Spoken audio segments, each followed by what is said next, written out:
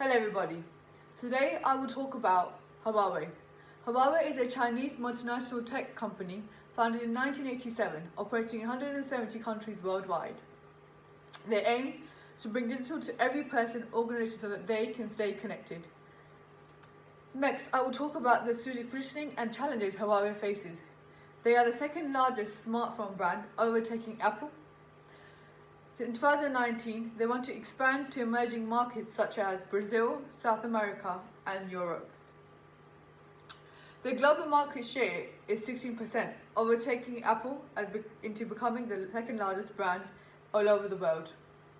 The challenges they face are the US-China trade war, which means this could affect the production and shipment of their brand to different countries such as USA.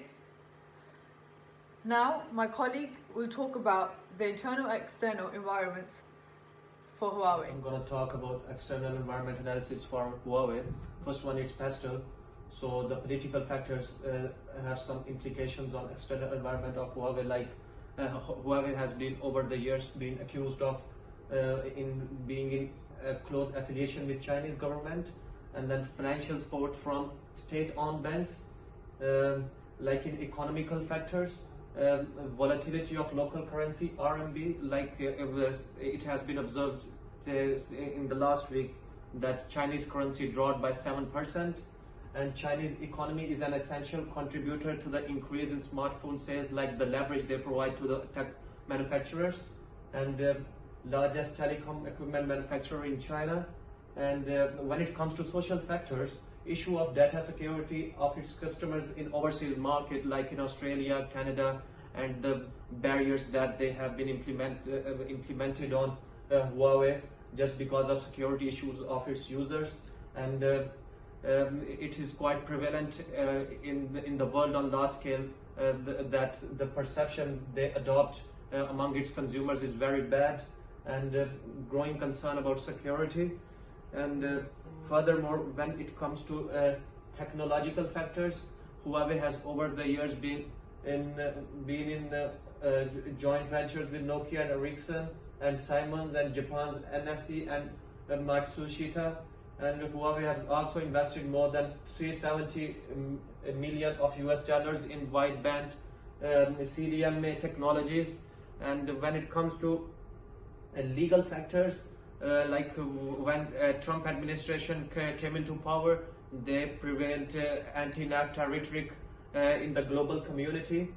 So it can help Huawei to expand its market into America and Pan-Pacific regions, and comprehensive and progressive Trans-Pacific Partnership (CPTPP). It can help Huawei through legal channels to penetrate its market further into Australia, Canada, and the Latin American countries. And concerns about China's national intelligence law have sparked the EU, like it already has been into the news that Huawei has not been performing good with the security, and now the legislations that Chinese government have brought into implementations, it can also get Huawei into further legal complications. And last but not least, environmental factors.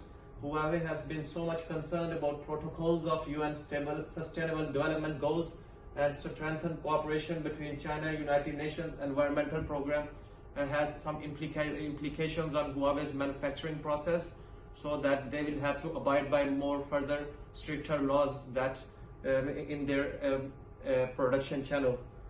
So furthermore, when it comes to Porter's analysis of Huawei, first one that comes into mind is bargaining power of buyers. It's high for Huawei because of its similar products, but it's difficult for its customers to switch from high-end Apple lavish products to Huawei ones which are a bit lesser in price. And furthermore, when it comes to bargaining power of suppliers, it's a bit lower for Huawei. A few manufacturers in technology industry like Intel AMD and MediaTek that supply processors for Huawei, and they help them throughout their manufacturing process. And Huawei has started producing their own processors like Kirin 970 that just help them a bit with lower bargaining power for its suppliers. Furthermore, when it comes to competitive rivalry in the market, it's high for Huawei because of low switching costs and emerging domestic companies, and there is a big threat for Samsung and Apple. And when it comes to threat of substitutes in the market, it's very low for Huawei, and not many products that can offer the same usage and convenience offered by the telecom equipment industry. Like, it is a bit difficult for customers to switch from mobiles to some other substitutes that can help them in daily life. And when it comes to threat of new entrants, it is relatively low in tech industry because it asks for a big capital investment and highly skilled labor is required for it, and time to compete with existing technological companies. That's it from external environment analysis. Hi, I'm going to keep on with the internal environment analysis. It's based on value chain analysis and VRIO analysis of the frameworks and models. Our value chain analysis is based on the operations and marketing sales. These sectors are found to be the most valuable to the company's existence. Huawei has got the aggressive investment in research and development to come up with innovative products, and they've got competitive pricing strategy. As they're based in the China, they can provide 30% lower cost than the established suppliers. A product portfolio is Huawei has got the quite diverse product portfolio and customer base. The breakdown of the revenue shows their diversity. 59% of the revenue comes from the carrier network and the service providers. 33% comes from handset smartphone business, and 7% from the enterprise business group.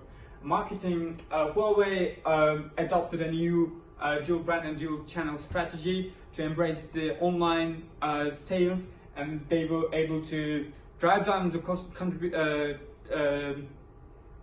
down the distribution cost by internet sales, and they were able to boost their sales up to 80% by their online product offerings. Resource and capabilities, human resources. It is one of the it is part of the VRIO analysis. The human resources are highly valuable in the company because they invest quite a lot of money to trainings, and they cooperate with the universities. They establish 45 training centers and 31 joint innovation centers and 16 research laboratories and departments in all around the world. And it requires a lot of capital to imitate it. Physical resources. Software development center is they've got new software development center in Silicon Valley. It is also it needs also billion-dollar investments to imitate it, and it is also one of the valuable contributor to the Huawei's competitive strategy. Financial resources. These financial resources are generated through the years of operations and the financial planning and the revenue flow. So it takes time to imitate it. It is highly valuable, and it has the organization needs robust support to run their operations, to generate revenue, and have a strong free cash flow to invest in new opportunities. Dynamic capabilities. Huawei was the first one to come up with Android users to sort out their battery life problem. They came up with the new series, or the battery life extended up to the 2 days, and this model was exported to 40 million units in a month's time. The threshold and distinctive capability, reputational sources of the Huawei is now the base of their competitiveness, because despite the bars and the sanctions, the Huawei announced a 19.15% increase in revenue, and it is all by the smartphone sales and the network providers. Huawei has got the inexpensive labor access to the inexpensive labor force in China, and they have competitive pricing among their rivals. And I'm going to pass the rest of the presentation to my group mates. Hello, today I'm going to talk about the Huawei's current strategic issues under the model of ANSOF. ANSOF model is the strategic business tool. It's been utilized by businesses around the globe, which states that there are only two effective approaches for the business to grow, for the business strategy. The first one is the product and market, and the product growth, and the second one is the market growth. So it's got four strategic options. The first one is the market penetration, second one product development, third one is the market development, and fourth one is diversification. I'm going to talk about the market penetration and the market development, which are both related to the Huawei's current strategy. So the first one is the market penetration. This is a strategy in which the company tends to sell its existing products into the existing market, which states that it's a low risk strategy for the company, and so the Huawei has to maintain or increase its current market shares of the current products. The second one is the increase the usage by existing customers, like introducing new schemes to attract the more customers. As Huawei's current market share is 16%, and it is urged to increase it. So this is a low risk strategy. We can help a lot for Huawei to expand and to gain the market share.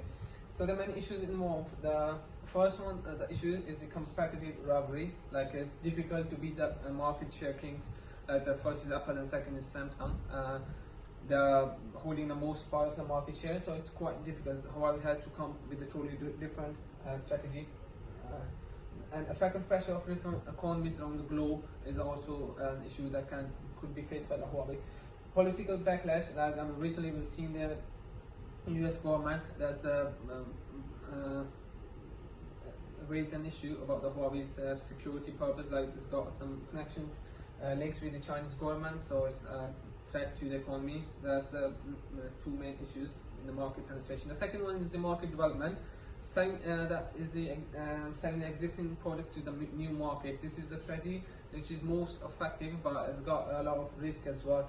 So the Huawei is already working on this strategy by introducing the new motto, the partnering with the local businesses in the emerging markets, by working with the local employees to gain the market share and to boost the economy.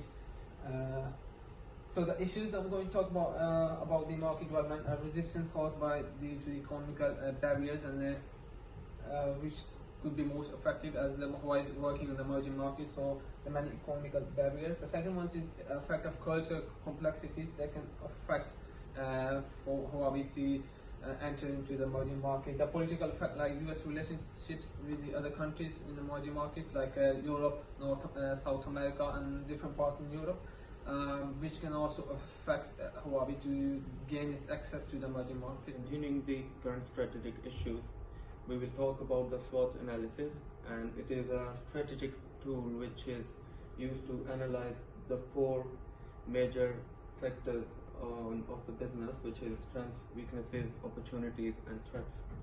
And I will talk about strengths first. And Huawei has the very major strength, which is product innovation, and it has been very consistent during the last couple of years. And its integration of operations, they have very strong brand portfolio, and their cash flow is free and strong. And now I will talk about the weaknesses. And Huawei has been very weak in their product development for some time, but they are trying to improve it. But there's another thing, financial planning, and they have been very poor in their financial department, and they don't have very good strategies to improve this thing. And they're not very good at product demand forecasting, and they're not leading it. They're planning to compete with Apple and this thing is not very good. And yeah, and there are gaps in the product range because of this market. This is a very weak point for Huawei, which will affect to compete with them there, with other competitors. Opportunities. A government green drive, stable free cash flow is going to open a lot of opportunities to dominate in the market for Huawei. Also, the government agreement is going to help them. It's going to help them out to do their products and get a good position in the market. And the new technologies, they have to be in they have to keep, to stay in the market. They have to do all the things to get all the technologies which are very usable for these days for customers. And I'll talk about threats now. Threats are majorly lawsuits for everyone, all the companies. Lawsuits is a major threat for the companies. It can happen anytime. And growing strength of local distributors. They have to get control of the distribution, because if the local distributions are going up, so it's going to be a weak point for Huawei. And regular supply of innovative products, and changing consumer behavior, and rising pay level in China is a major threat for Huawei. And US government battles is a very main thing which affects our companies, all the companies in this market. And now I will hand it over to my colleague. He will give you the recommendations. Following analysis carried throughout the rest of the report, we come into the recommendations, where through the micro-portage generic strategy, we know that Huawei adopts a cost leadership and differentiation strategy. They operate in a low-cost labor country, and some of the recommendations will be to implement or enhance their current strategies through joint ventures and acquisitions that will give them more market share, more market power, that will reshape their competitive advantage. Also, the improvements on market research to understand their customer better, as Apple and Samsung are doing, and investment in brand products. People nowadays, they want more quality products, so they're moving to that sector. Investments in new technologies such as 5G, IA, VR and AR tech, which will engrand their customer base. Software improvements. In the recent years, they had some issues with their software, so improvements on that will be well seen by the customers. Better relation with other countries, which will break any barriers to enter into new countries easier.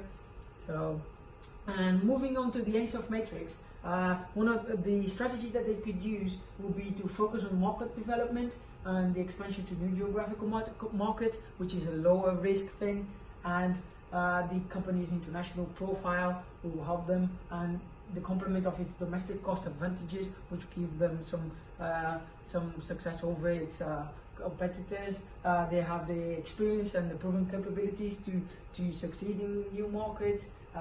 They have the technologies that's needed, and they're doing investments in online platforms to get feedback and data analytics to new markets, and the Harmony OS system, which is their own software that they developed, but they're still working on it, and which will be a good thing seen by new customers. And analyzing the recommendations through the SAFE model, we can see that Huawei has a financial support from the Chinese government that's allowing them to succeed in this recommendation. The company's international profile brand, they're very well known. The physical, human and financial resources, which make them very unique in some things that they do. And the opening of new markets and government trade agreements, which will help them to get into new countries and overseas easier than before, and the technology that they use. So those are a few things that analyzed through the SAFE model, and hope you enjoyed our presentation and you learned from it.